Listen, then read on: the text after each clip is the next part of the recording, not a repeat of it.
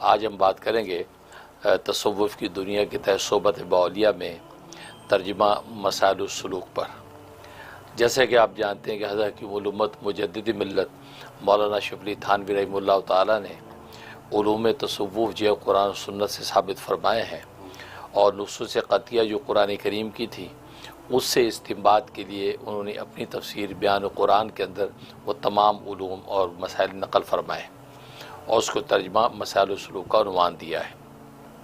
ہم ان آیات پر گفتگو کر رہے ہیں، ان میں سے آج جو ہے وہ سورہ بقرہ کی آیت نمبر 150 پر گفتگو ہے کہ جس سے حضرت جو ہے وہ سلوک کے مسئلے کا استنباط کیا ہے، تاکہ نادان لوگوں کو پتہ چل جائے کہ علم تصوف کے جو علوم ہیں یہ قرآن و سنت ہی سے ماخوذ ہیں، یہ خود ساختہ نہیں ہے۔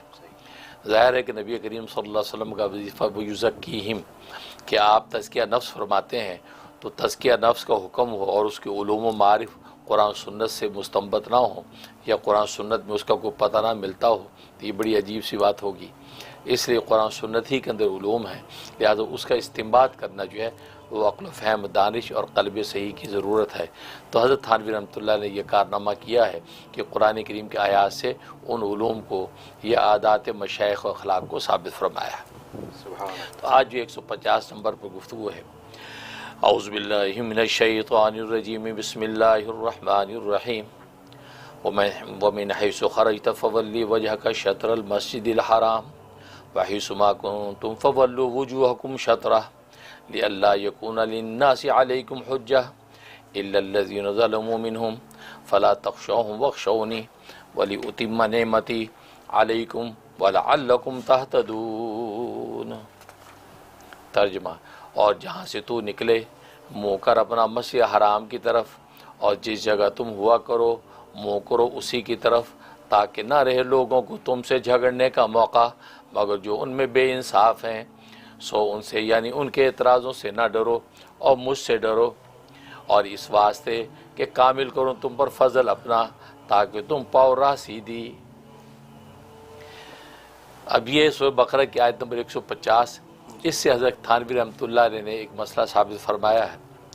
تو حضرت تھانوی کے الفاظ میں یوں ہے، عنوان مسائل السلوک، کہا کہ ایسے لوگوں کو خطاب کرنا جو پہلے معتدی ہوں، ہدایت یافتہ ہوں، اس پر دلیل ہے کہ ترقی کی کہیں انتہا نہیں، پر سیر الی اللہ کے بعد سیر فی اللہ ہے۔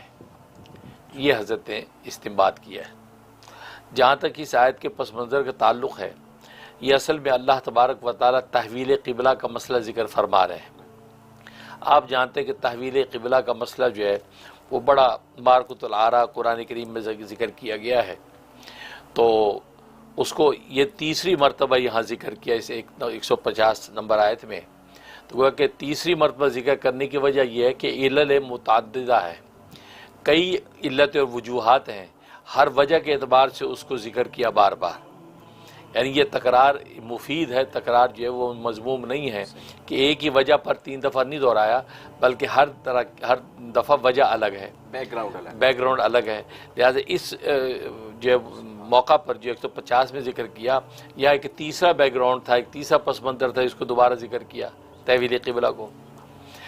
ہوا یہ کہ اصل میں آپ جانتے ہیں کہ تحویل قبلہ میں کہ جب مکہ مکرمہ میں نبی کریم صلی اللہ علیہ وسلم تھے تو کعبۃ اللہ کی طرف منہ کر کے نماز پڑھتے تھے، اور جب آپ جو ہے مدینہ طیبہ آئے تو آپ کو حکم ہو گیا، آپ بیت المقدس کی طرف منہ کر کے نماز پڑھنے لگے۔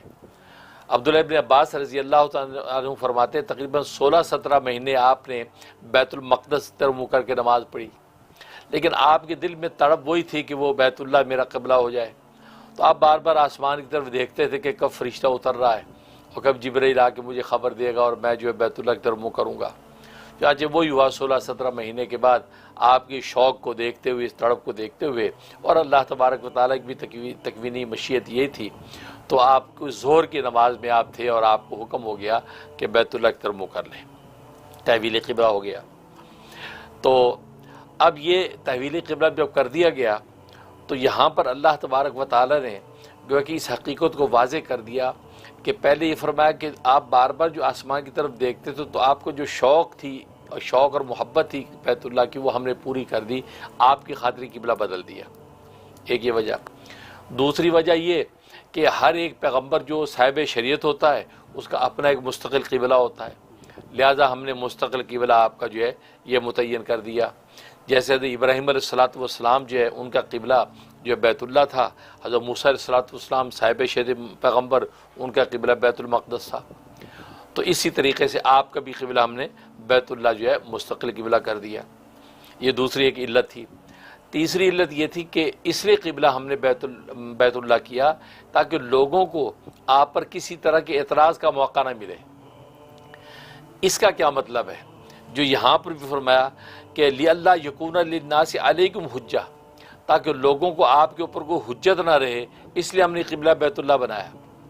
اصل میں اس کی وجہ یہ تھی کہ اگر آپ بیت اللہ کو قبلہ نہ بنایا جاتا، کہ یہود کی تورات کے اندر لکھا ہوا تھا کہ یہ نبی آخر الزمان جو آئے گا اس کے قبلہ وہی ہوگا جو ابراہیم خلیل اللہ کا قبلہ ہے، اور یہ اس کی صداقت کی علامت ہوگا، تو لہٰذا یہ قبلہ اس کا بیت اللہ ہوگا.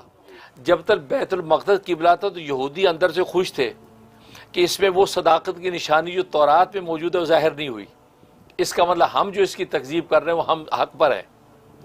لیکن اب جیسے ہی اس کو بیت اللہ کی طرف بوڑھا گیا تو وہ اصل میں تورات کی جو پیشن گوئی تھی وہ درست ثابت ہو گئی کہ یہ نبی آخر الزمان کا قبلہ ایونچولی جو ہے وہ بیت اللہ ہو جائے گا، اور وہ ہو گیا. اب یہودیوں کے لیے بات بڑی خطرناک ثابت ہوئی کہ یار ہمارے لیے جو ایک ان کے اوپر الزام اور اعتراض کا موقع تھا کہ جی آپ وہ پیغمبر ہیں ہی نہیں، اس لیے کہ ہمارے ہاں تو لکھا ہوا ہے کہ آپ کا قبلہ بیت اللہ ہونا چاہیے اور آپ کا تو بیت المقدس ہے. لہذا یہ خوش تھے، لیکن جیسے قبلہ بدلا ہے تو گویا کہ ان کے جو کہتے ہیں سر میں گھڑوں پانی پڑ گیا. او ہو، یہ تو وہی ہو گیا جو تورات میں ہے اور یہ اس کی صداقت کی علامت ہے. اب انہوں نے کیا کیا؟ پینترا بدلا. پینترا یہ بدلا کہ دیکھو جی یہ بیت المقدس حق کی قبلہ تھا، تبھی تو 16-17 مہینے نمازیں پڑھتے رہے. لیکن ان کو جیلسی ہو گئی، حسد ہو گیا اس قبلے کے ساتھ. اس حسد و جیلسی میں، اناد میں، عداوت میں انہوں نے بیت اللہ کی طرف رخ موڑ لیا. ورنہ اگر یہ قبلہ جھوٹا تھا، خدا نہ خواستہ بیت المقدس، تو پہلے 16-17 مہینے ادھر منہ کیوں کیا تھا؟ اس کا مطلب حسد اور اناد کی وجہ سے انہوں نے ادھر قبلہ کر لیا، ورنہ جو اصل قبلہ ہمارا جو انبیاء کا بیت المقدس ہی ہے. اب انہوں نے یہ بات بدلی. ادھر جو ہے مشرکین مکہ نے جب نظارہ دیکھا تو انہوں نے کہا کہ لو، ہم نہیں کہتے تھے کہ ہم ہی سچے ہیں؟ دیکھو 16-17 مہینے ادھر منہ کیا انہوں نے، لیکن آخر میں حق ان پر ظاہر ہوا کہ حق ہمارا والا قبلہ ہی ہے. لہٰذا دیکھو بیت اللہ کی طرف آگے نا. اب یہ ایک بیت اللہ قبلے کی طرف ہی آئے ہیں، باقی ہماری جتنی ملت کی جو ارکان ہے یہ آہستہ آہستہ وہ بھی اڈاپٹ کریں گے. ابھی تو قبلہ ہی ہمارا اڈاپٹ کیا ہے، 16-17 مہینے کے بعد ان کو حق مل گیا، مشرکین نے یہ بات کی، اور اب مزید ہماری چیزیں بھی اڈاپٹ کریں گے اور ان کو حق مل جائے گا.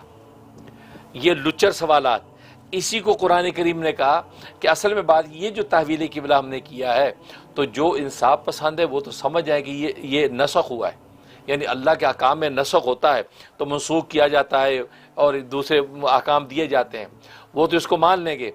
اور پھر یہ ان دونوں طبقوں کو آپ پر اعتراض کا حق کوئی نہیں رہا اس قبلہ کے بدلنے کی وجہ سے کہ جو انہوں نے اپنے دماغ میں بٹھا رکھا تھا. ہاں اس کے باوجود جو اعتراض کریں گے وہ ہوں گے الا الذین ظلموا منہم، جو ان میں ظالم ہوں گے، جو لچر ہوں گے، وہ اعتراض اٹھائیں گے. کیا انہوں نے اٹھایا کہ جی دیکھو جی یہ جو ہے اناد اور حسد کی وجہ سے انہوں نے قبلہ بدلا، ورنہ پہلے ادھر ہی تھے. ادھر مشرکین نے یہ بات کی، دیکھو جی آگے نا قبلے کی طرف، اب آہستہ آہستہ باقی کی طرف بھی آ جائیں گے.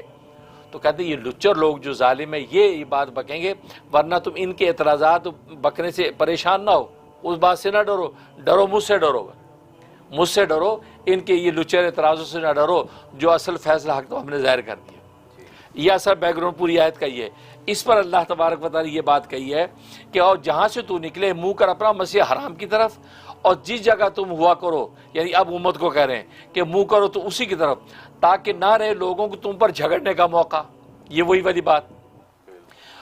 مگر جو ان میں بے انصاف ہیں وہ آپ سے جھگڑا کریں گے، سو ان سے یعنی ان کے اعتراضوں سے نہ ڈرو، بلکہ فرمایا مجھ سے ڈرو.